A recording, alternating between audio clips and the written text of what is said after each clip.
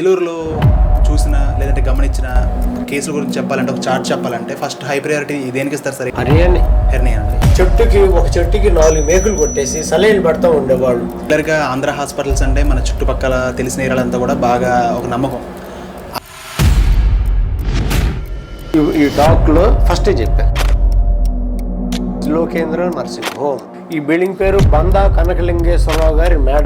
ఇది రామచంద్రపేట బాగా కాస్ట్లీ అయింది కదా, నేను వచ్చినప్పుడు అంతేమో లేదు. ఇక్కడ జరిగిన విషయం చెప్తున్నానండి.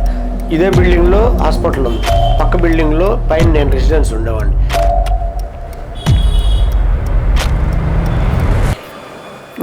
నా ఇదంతా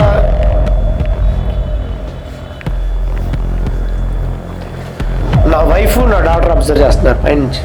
పివి రమణమూర్తి గారు, Andhra hospital head, Vijayawada. Doctor ఎవరు మీకు ముందు నుంచి ఉందా లేదంటే? ట్రైన్కి వెళ్ళేవాడిని, ట్రాక్టర్తో వెళ్ళేవాడిని. అవసరమైతే సంక్రాంతి పండగకి వర్కర్స్ దొరికేవాళ్ళు. మేము చదువుకునే రోజుల్లో ఎండోస్కోపీ అనే పరికరం, మాకు ఒక ఎగ్జిబిట్ ల్యాప్రోస్కోపీ వస్తుంది, నువ్వు అలర్ట్ అవ్వు, MLV అంటావు. సర్జరీ 2 hours తర్వాత అరెస్ట్ అయిపోయింది. This is not a smooth journey. వాళ్ళ ఫ్యామిలీ మెంబర్స్ అంతా ట్రాక్టర్ మీద జనాలు వేసుకొని వచ్చేసారు. ఇట్ రెగ్యులేట్స్ పల్. 72 ఏళ్ళు ఆవిడ రిస్క్ యాక్సెప్ట్ చేయకుండా నేను అలా సర్జరీ చేయను. గబాల్ ఏదైనా అయిందనుకోండి, చిన్నపిల్లడు స్కానింగ్ ఏంటి అంది మదర్, నువ్వేం చదువుకున్నావు అన్నా. ఈ బిల్డింగ్ అంతా పూర్తయి షిఫ్ట్ అయ్యాము. With in 1 month he died. ఇక్కడ డాక్టర్స్ ఉన్నారు, బట్ నేను నమ్మలేను. 20 ఏళ్ళ కుర్రోడు వచ్చి నాకు మొత్తం బాడీ చెకప్ అంటాడు. ఓకే.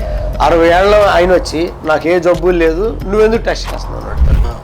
మా జనరేషన్ కానీ, మా అమ్మ నాన్న జనరేషన్ కానీ, వాళ్ళ కింద జనరేషన్ కానీ, లేదంటే మా తర్వాత జనరేషన్ కానీ, ఏలూరులో ఎమ్మెల్యే ప్రసాద్ గారు అంటే ఒక బ్రాండ్. ఇక్కడికి వెళ్తే ఏదో రకంగా ఇబ్బంది పడతారు అంటారు. అలాంటి వాళ్ళకి మీరేం చెప్తారు సార్?